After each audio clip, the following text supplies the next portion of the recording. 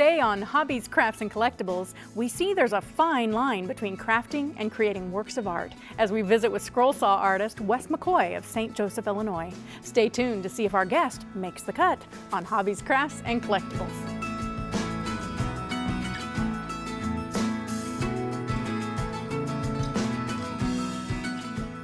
It's my pleasure to welcome Wes McCoy from St. Joseph, Illinois to our studio today. Thank you, Wes, for coming. Thank you. It's a pleasure.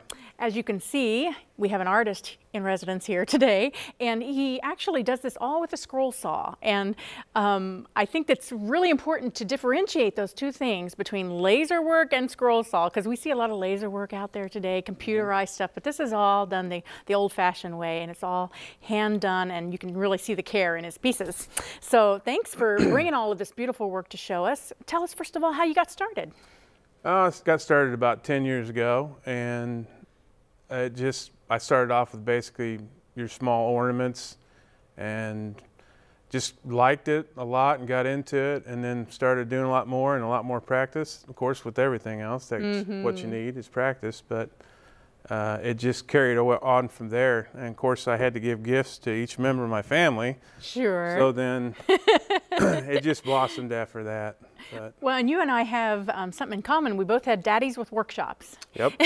So you grew up around wood, and you probably spent a few hours helping Dad out in the shop. Yeah, I was a little familiar with the tools that he had, and I dabbled in that in high school, and went through some of the wood shops there that the high school offered, and then that's the basis of it, really. So that had my interest, and I just looked in the mirror one day and I said, you know what, I've got to do this, and I just made my garage into a shop. Awesome. Because you're actually a mason by trade. Yes. So this is a hobby of yours that, you know, kind of a sideline, I guess, but it's become something that is more, I mean, you actually go to shows and show your work and that sort of thing. So yes. Sometimes it happens, doesn't it, with our hobbies? They kind of take on a life of their own. But let's just start by showing some of the work. I know you've got some different techniques to show us today, so I'm very excited about that. But I wanted to start behind me here because this is, when I hear scroll saw art, this is what I think of. And this is such a cool piece. Move this over a little bit, make sure you can see. But tell us about this. Well, that is two lions, male and a female, and it is an example of basically fretwork too. It's 1/4 inch thick wood, and it's. And what type of wood is that? That is oak plywood. Okay. Yeah, and every little crevice, every little cut you see, first you have to drill a hole in to insert the blade, and then you make your cut. I see. So that's how you get that scroll blade into the wood. That has to take forever. How many hours do you have in a piece like that? A piece like that is probably a good 40 hours probably. Wow. Yeah. So not only is it very detailed, time consuming, but you have to have good eyesight too. And I do have glasses. You got some. I can only imagine. That is beautiful, and I love the way you have it framed out. And so you're going from some pretty thin wood there and to different thicknesses, and you probably have different sizes of blades that you use for different styles. Yes. There are a lot of blades out there. There's reverse tooth, sawtooth, and different sizes of blades. And the thicker the wood, of course, the thicker the blade that you need. So the thinner stuff, the fretwork, is a very small number 2R blade that you use. So this would be an example of one of your smaller yes, that is a fret clock. Look at this. This is so lovely and so detailed, and it's, again, it's more of a 1/4 inch thickness, and you've got that tiny little detail fretwork. This is gorgeous. Thank you. And you've incorporated different wood in this one. I see some walnut, I believe. Yep, that's walnut and oak. And oak, which I love that you can use the different colors of the wood as it is naturally and not even have to stain it. And yeah, that's exactly right. You can stain it. That is an oil-based stain there, so it's not any. Some of these I have a polyurethane. I like to use that, but I also like to use the oil stains. I understand. What kind of oil? Is it like a... I use either Danish oil or tung oils, linseed oils. That one's beautiful. Thank you. I'm holding it upside down, aren't I? Yes, you were. I was holding it upside down and he didn't even say anything. I love my guests. I have the kindest guests. Let's put it right. Unless you just like to tell time upside down. Oh, it's beautiful, isn't it? Very nice. Now this then would be this eagle here next to me. Again, an example of fretwork. This would be a walnut, wouldn't it? Yes, that is a thicker type of, basically it's not fretwork, because when they say fretwork, it's when you use real small thickness of wood. But that is the statue of an eagle. And sometimes with the grain of the wood, the white or the cambium wood, you can use to your advantage. Oh, as part of different shades and tonings of your piece of work. That makes so much sense. And look at the feathers on there and how the grain works with the piece. I love that. Look how pretty. Very nice. So it's not fretwork because it is a thicker piece that you're dealing with. Yes. And again, many hours in this piece, I'm sure. A lot of hours in that one. Now, just so I don't knock him over, I'm going to set him back here a little ways so we can get to some of your other pieces. This one down front here, you've actually used a piece of this balsa wood? That is a basswood round. Basswood round, okay. Yep. And that's about a 3/4 inch thick. All right. And that's a lot of hours in that one. So. Yeah, this one's pretty, and I love how you've backed it within a solid color. So it really pops out, the design does, doesn't it? And this is I also like that the bark is left on this piece of wood. It adds a little bit to it. It does, it really, really does. Very nice. And then this one back here, again, this is actually a lion. Yep, that is also... Is that the same style of wood, but it's stained differently, right, isn't that's it. And that's a natural oil stain on it. Okay. And that brings out the natural beauty of the basswood round. And the wolf was actually stained a light color. Yes. Gotcha. So this is, again, just beautiful work. I love this one too. I love how you've backed this one with an actual flag. Adds to the patriotic theme of the piece. That is a spirit catcher. Spirit catcher, of course it is. Yeah, Native American art. I do see that theme, some wildlife, and you pull from that. Do you have any roots as far as Native American roots or anything, or is it no, just... not really. Yeah. Of course, there's probably some blood in our family, but I just have a passion for the Native American and wildlife. Understood. It shows. Very nice. Now, explain this one. I like this bowl over here. This is kind of a detour from some of your other pieces, but explain this. They're bowls out there that are that type of design, and some people say they look a little either Scandinavian, or Danish. Yes. And you can basically put fruit in there or any kind of knickknacks that you want. Well, the cool thing is that you would have used a piece of wood here and just done graduating circles out of the same piece. Exactly. Yep. And I don't know if the picture or the camera's picking up on it, but the edge too then is all notched out with the saw. That had to take a long time. That was a long one. So much work for such a tiny piece. It's so intricate, very beautiful. Now then there's a couple other of techniques that you use in your scroll saw art, I can say that 5 times real fast.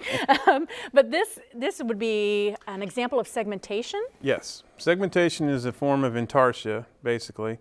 And you use the same wood, but you either stain it, different stains, or you paint it.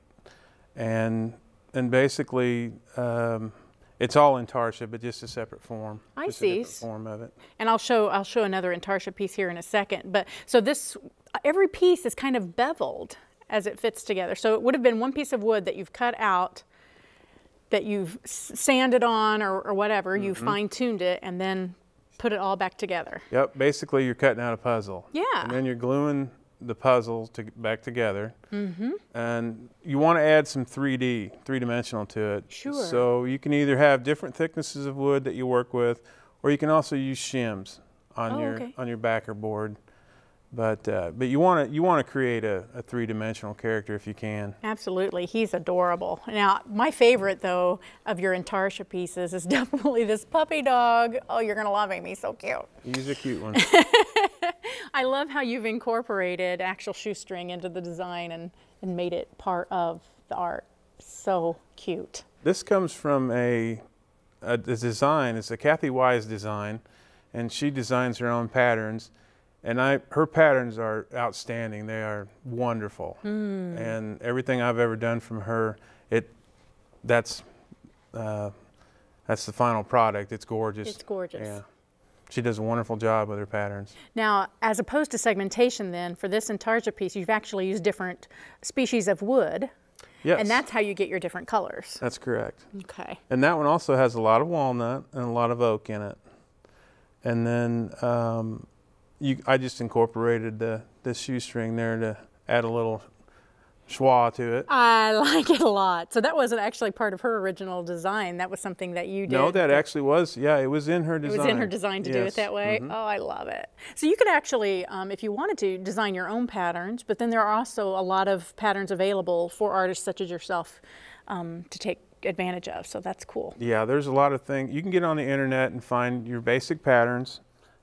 People starting out, they can get online and find free patterns. They're simple, they're excellent for starters, and then you can get on there and of course invest in patterns.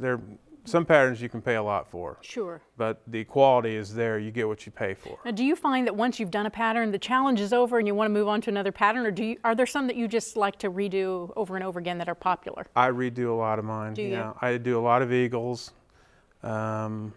Eagles seem to be the best seller. Okay. But well, it really shows off your skill with the feathers, all that fine detail work. So I imagine that's one of the reasons they're such a popular item. Yeah, and of course there's a lot of military out there, and I do a lot of military things.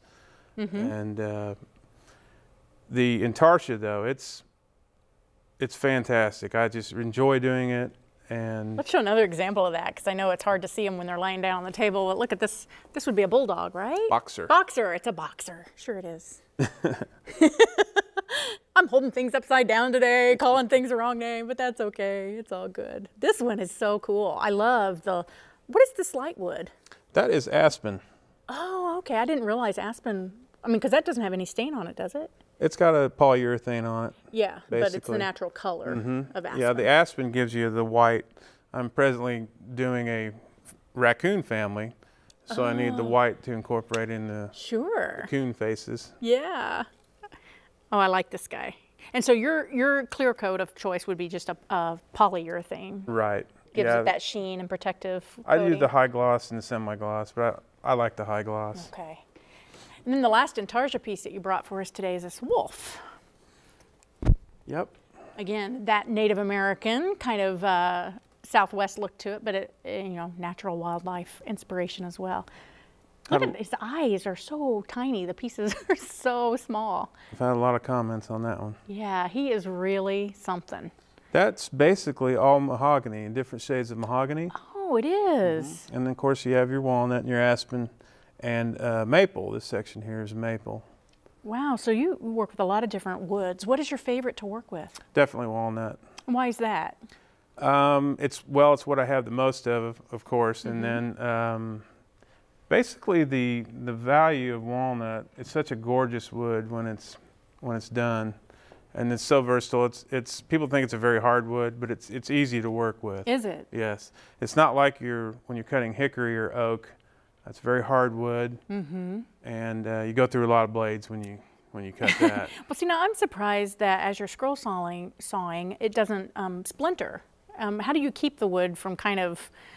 Well, basically, your process for any type of scroll work is you pick your piece you want to do, and you take your pattern. You pick your pattern, and you apply either a double-sided tape or spray adhesive on your pattern. Okay. And you place it on your wood of choice, and then you put a packing tape, clear packing tape, over it. So the clear packing tape, what that does is it cleans your blade as it cuts, and it keeps the wood from fraying and burning. I see. It basically keeps the wood from burning. So that makes sense, because it would get scorched just with the friction of the saw. Yes. So that's the basic way you do scroll sawing, and then of course every cut you have to drill a hole. But I encourage young people to do it. It's very time consuming, but if you have the time and you put a lot of effort and you have the passion, you get great results, and you meet a lot of great people. Now, when you say young people, how old do you think is safe to start instructing a kid to work with a scroll saw? There's so many youngsters out there. There's 14, 15, 16-year-olds, even younger, 12. I see them all the time. They're producing work out there and that they put in their county fairs, and they're actually winning blue ribbons with their work. That's got to be exciting for you to see. It is very exciting, and it's very gratifying. Now, see, I spent some time scroll sawing.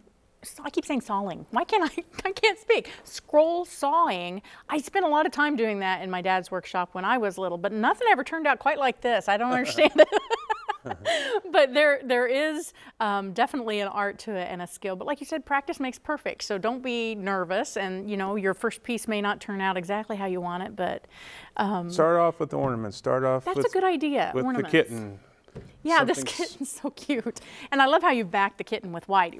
Again, it really makes the pattern show. But see, now this would be a more manageable as far as time goes for a younger artist to start on. And male and female, both are scroll sawers. I've met a lot of them, and I've had carvers too that I've met, and the carving thing I would love to start doing, but I don't know if I can do it or not. That would be interesting to see if you could incorporate both carving and scroll sawing in. Yeah. Yeah. Now, you were talking about eagles being one of your best sellers. I definitely want to make sure we zoom in on a couple of, again, another patriotic theme that you have, Let Freedom Ring over here.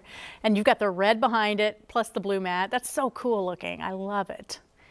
And again, the feathers. It just seems like eagles would be a great wonderful seller, yes. Yeah, absolutely. And then on the back we have my favorite. I love the way you've made the wings actually look almost like they're flames. Flaming eagle. Flaming eagle. I like that.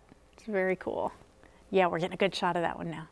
Very nice. Well, is there a limit as far as size? I mean, I imagine, how big is your biggest work?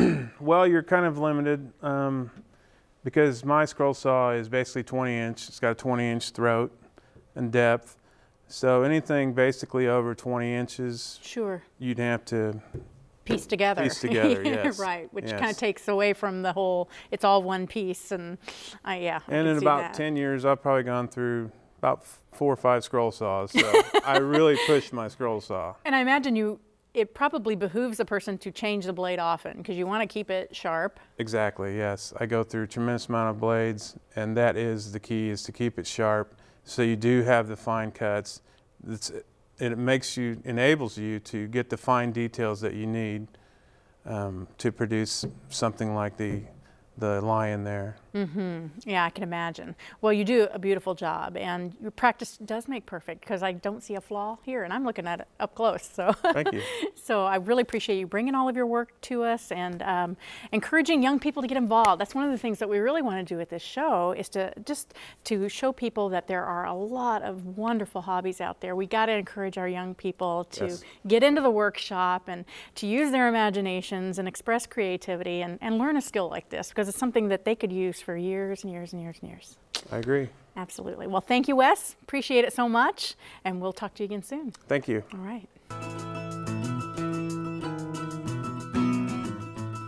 On this week's segment of Show and Tell, we are going to talk wreaths, and I'm going to give you some ideas for how to recycle some of that old paper you have laying around. Wreaths are so popular, and they're more than just for the holidays right now. We've got a lot of great ideas floating around out on the internet about how to make your own wreaths very inexpensively and very simply. And I just want to show you 3 ways of doing that, but I'm not going to show you step by step. Don't have time for that, but I wanted to at least show you some of the key elements that you're going to need to make some of these wreaths for yourself. First of all, I've seen these these tissue paper wreaths for years now, and basically I thought it would be kind of a neat take, because I love sewing and sewing patterns, and I kind of have been collecting those. Even if they're old and worn, I love to collect them and use the tissue paper for different projects. So I thought I'd show you how to make a wreath real quick out of some of the tissue that you get within. You know, it's the part that they actually print the pattern on is tissue paper. So this is what we're talking about. This is a wreath, and I'm just going to kind of give you a good view of it and let the camera zoom in on parts of it. Again, an older technique. It's been around for a few decades, but kind of a new take on it. All of this tissue paper, I've actually cut the tissue patterns into squares 6 to 8 inches. It depends on the look you want. And that's the cool thing about this project, is that it's what you want it to be. And yours is not going to look like mine, so don't worry about that. But what you're going to start off with is a floral wreath, and you can get these at any of your hobby stores or some of your big stores. And you're going to want to punch some holes. Now, again, you're going to want to do this according to how full you want it to look. Closer together, the circles are going to create a more full effect. And I usually do about an inch and a half to 2 inches apart. And what you're going to need is just your basic ballpoint pen. And what I've done here is just gone through and decided, you know, how far I want my holes to be apart. Take the pointy side of your pen and just punch. It's very cathartic. And then you're going to take the squares that you've cut out of your tissue paper. Now this can be kind of a tedious process. You're going to need, you know, even 100 to 150 probably squares to do a wreath. But just lay them down. The great thing about tissue paper, it's thin. Lay them down in layers and just cut them into rows, and it goes pretty fast really. But you're going to take your ballpoint pen and take the center of your tissue, put it over the ballpoint pen, and kind of scrunch up your paper over it, twist it a little bit, and then you're going to need a glue gun. Glue guns are our friends, as long as we don't burn ourselves. You can use other adhesives, but this is so fast and it's instant, so I love to use them. Just put a little dot on the end of that pen, and then you're just going to force it into the hole. Easy breezy, lemon peasy. And I like to give it a little bit of twist while I'm taking the pen out. That way it's sure to stay. And you can see you're going to need to do this a lot in order to get that entire wreath filled. But once you do, and you're going to want to do it along the sides and on the inside too, once you do, it's going to be big and full and yummy. And then you can decide whether you want to leave it that way or if you want to deck it out a little bit. Here's some ideas that I had for using some of my sewing collectibles. I have a few of these sewing tapes. I love these measuring tapes. And they come in, this one's a paper one, cloth one, different colors. I was kind of going for maybe a little sophisticated monochromatic look for this one. So I tried to find sewing supplies that kind of had the same color scheme going. And you can kind of see it blends in a little bit. And you can do, you know me, I love color. So you can do pops of color on this. But you can see here, I've got a spool. And again, I've just taken some florist wire and run it through the hole and taken a little glue on that wire and shoved it into my styrofoam. That easy. Down here, you can see I've got a few of these floating through the wreath. These are little cards that your buttons used to come on. A couple little fabric rag balls, some more spools. And then I even took a pair of sewing scissors, stuck some glue on the end of that and just shoved it in. And I think it turned out kind of cute. I'm trying to think what seamstress friend I have that I might give this to as a gift.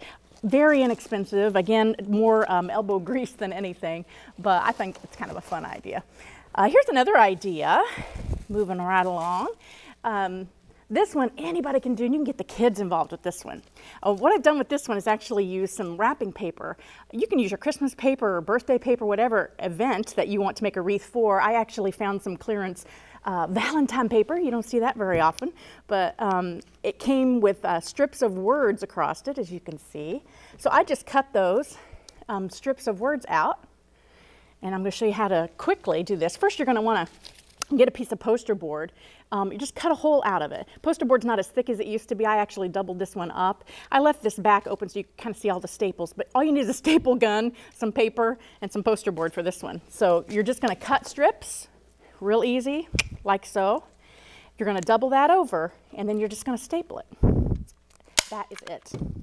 And then you're going to take your round that you cut out of poster board, and kind of a secret for that I have here, get your bowls out of your cupboard. This is kind of a large bowl that I decided this would make a great size for the wreath, okay? Just trace around it on your poster board. And then you're going to make that circle and then find a smaller bowl for your center, trace around that one, and then just cut it out. And like I said, I did that twice and kind of doubled up, but I used that poster board base for this wreath and for the next one I want to show you real quick. But then you're just going to staple those around. And I laid them all the same direction and just kind of staggered them to get this kind of fun look. And then I stapled some of the strips of paper at the bottom too. So that one's a real easy one. And I'd rather give this as a Valentine gift than a card, I think. I think it's more fun. Now behind me, we have a wreath that kind of gaining popularity. People are taking the pages of old books, dictionaries. I love old hymn books. So I've taken a hymn book here, and taken the pages out because it was falling apart. The book was already falling apart. And again, I started with a poster board round, and I just took my hot glue gun. I'll show you real quick here how to make a horn out of it. And then I just did 2 layers of those horns around the poster board, and then I glued in a grapevine wreath in the center. And I already had the little branch from Christmas, and actually the little bird in the nest is something I always put on my Christmas tree every year. So I was just thinking, how can I use that? It's so cute for the rest of the winter, and that's what I came up with. But the horns are really easy to make. You're just gonna need some hem pages. Let me grab these real quick, just show you. Here's the kind of horn, and the trick is you just want to make them kind of uniform, or not. I mean, you could do it kind of a haphazard look, but I think it's very stunning when they all kind of look the same and there's kind of a symmetry to it. So the horn is really easy to make. Let me move this out of the way real quick here. Basically what I ended up doing, about 2/3 down the page, I kind of held one finger and flipped the corner over, and you just start rolling.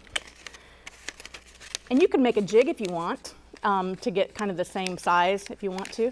And there you go, you got a horn, a little dot of glue, and there you go. It's very, very easy. You can do this. I'd love to see your projects, so be sure and send me some pictures. Let me know how you did. Thanks again for watching this week. We'll see you next time.